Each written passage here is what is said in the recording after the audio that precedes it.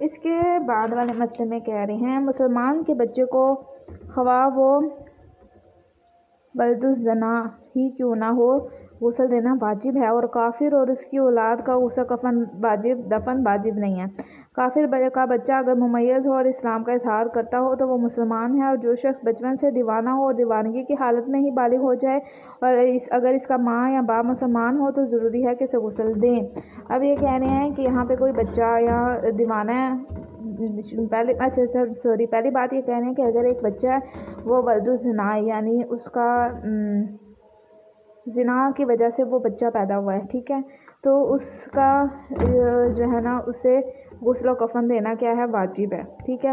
लेकिन अगर काफिर है और काफिर का कोई बच्चा या वो मुमय्यज़ होने के बाद इस्लाम को अगर कबूल करता है तो फिर वाजिब है, लेकिन अगर इस्लाम को कबूल नहीं करता तो फिर क्या है वाजिब नहीं है। और इसी तरह अगर कोई पागल बच्चा है, दीवाना बच्चा है, अगर तो बड़ा हो कभी वो दीवाना ही है और पागल है तो उसका भी क्या है फिर वाजिब होगा कि उसे गुस्ल कफन दिया जाए।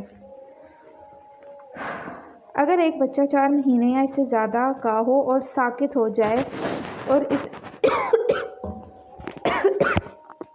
इसे गुस्ल देना ज़रूरी है, और साकित हो जाए तो इसे गुस्ल देना ज़रूरी है, बल्कि अगर 4 महीने से भी कम का हो लेकिन इसका पूरा बदन बन चुका हो तो एहतियात वाजिब की बिना पर इसका गुस्ल देना ज़रूरी है।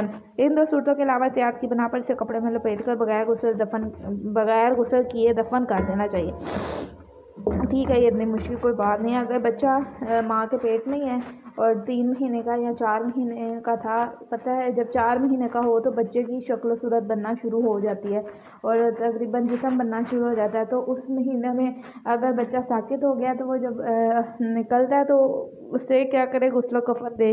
लेकिन अगर उससे भी कम है और अभी उसका बदन वगैरह नहीं बना तो फिर ज़रूरी नहीं है, फिर बस ऐसे ही लपेट के बच्चा गुस्ल देना ज़रूरी नहीं है लेकिन दफन कर दे। कह रहे हैं मर्द नामहरम औरत को गुस्ल नहीं दे सकता, इस तरह औरत नामहरम मर्द को गुस्ल नहीं दे सकती, लेकिन बीवी अपने शोहर को गुस्ल दे सकती है और शोहर भी अपनी बीवी को गुस्ल दे सकता है।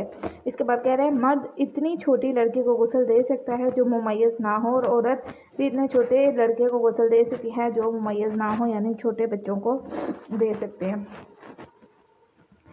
अच्छा, इसके बाद कह रहे हैं महरम अफराद एक दूसरे को गुस्ल दे सकते हैं, चाहे नस्ली महरम हों जैसे माँ और बहन, या रज़ाई यानी दूध पीने की वजह से एक दूसरे के महरम बन गए हों। शर्मगाह के अलावा बाकी बदन में लिबास के नीचे से गुस्ल देना ज़रूरी नहीं है, अगरचे बेहतर है, लेकिन एहतियात वाजिब की बिना पर ज़रूरी है कि मर्द अपनी महरम औरत को सिर्फ इसी सूरत में गुस्ल दे जब गुस्ल देने के लिए कोई औरत ना मिल सके।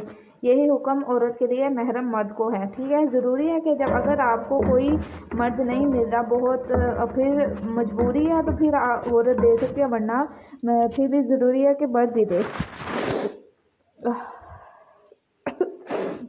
अच्छा, इसके बाद कह रहे हैं कि अगर मैयत और वसाल दोनों मर्द हों या दोनों औरत हों तो जायज़ है कि शर्मगाह के अलावा मैयत का बाकी बदन बरहना हो, लेकिन बेहतर है कि लिबास के नीचे से ही गुस्ल दिया जाए।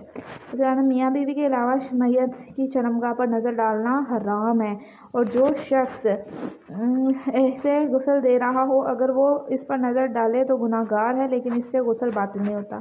अगर मैयत के बदन के किसी हिस्से पर ऐन निजासत तो ज़रूरी है कि इस हिस्से को गुस्ल देने से पहले ऐन निजासत दूर करे, और ओला ये है कि गुस्ल शुरू करने से पहले मैयत का तमाम बदन पाक कर लिया जाए। तो ये कह रहा है गुस्ल मैयत गुस्ल जनाबत की तरह ही है, और एहतियात वाजिब ये है कि जब तक मैयत को गुस्ल तरतीबी देना मुमकिन हो गुस्ल इल्तमासी ना दिया जाए, और गुस्ल तरतीबी में भी ज़रूरी है कि दाहिनी तरफ को बाईं तरफ से पहले धोया जाए। तो आपको पता है इल्तमासी का मतलब यह है कि एक दफ़ा ही जो पानी में डुबा के जो गुस्ल करना होता है, ठीक है, जैसे नहर वगैरह हो तो उसमें एक दफ़ा ही अंदर हो के, और तरतीबी यानी बारी बारी चीज़ों से गुस्ल देना। जो शख्स हैज़ या जनाबत की हालत में मर जाए उसे गुस्ल हैज़ या जनाबत देना ज़रूरी नहीं है, बल्कि सिर्फ गुस्ल मैयत इसके लिए काफ़ी है। मैयत को गुस्ल देने की उजरत लेना एहतियात वाजिब की बिना पर हराम है, और अगर कोई शख्स उजरत लेने के लिए मैयत को इस तरह गुस्ल दे कि ये गुस्ल देना कसद कुर्बत से मुनाफी हो तो भी गुस्ल क्या है, बातिल है। लेकिन गुस्ल के इब्तदाई कामों की उजरत लेना हराम है। अब यहाँ भी ये कह रहे हैं जो ऊपर वाली चीज़ें होती हैं ना, मिसाल के तौर पर कफन वगैरह या फिर पत्ते कफूर चीज़ें वगैरह लाने के लिए अगर कोई पैसे लेता है तो हराम नहीं है। लेकिन अगर गुस्ल मैयत को गुस्ल देने के लिए कोई पैसे ले ना तो वो हराम हो जाएगा, ठीक है। और क्योंकि उसमें फिर अल्लाह की खुशनुदी शामिल नहीं ना होगी, वो तो सिर्फ फिर पैसों के लिए करेगा, इसलिए ठीक है। यहाँ पे ये बात हो रही है। मैयत के गुस्ल में जुबीरा गुस्ल मशरू नहीं है, और अगर पानी मैसर ना हो, इसके इस्तेमाल में कोई रुकावट हो तो ज़रूरी है कि गुस्ल के बदले मैयत को तयम्मुम कराएं। एहतियात में सभी है कि 3 तयम्मुम कराए जाएँ, ठीक है। जो शख्स मैयत को तयम्मुम करा रहा हो इसे चाहिए कि अपने हाथ ज़मीन पर ऐसे मारे कि मैयत के चेहरे और हाथों की पुष्ट पर गिरे, और एहतियात में ये है कि अगर मुमकिन हो तो मैयत को इसके अपने हाथों से भी तयम्मुम करवाए। बस यहाँ तक कि आपका होगा। थोड़ा सा ज़्यादा पड़ा क्योंकि आसान था, ठीक है।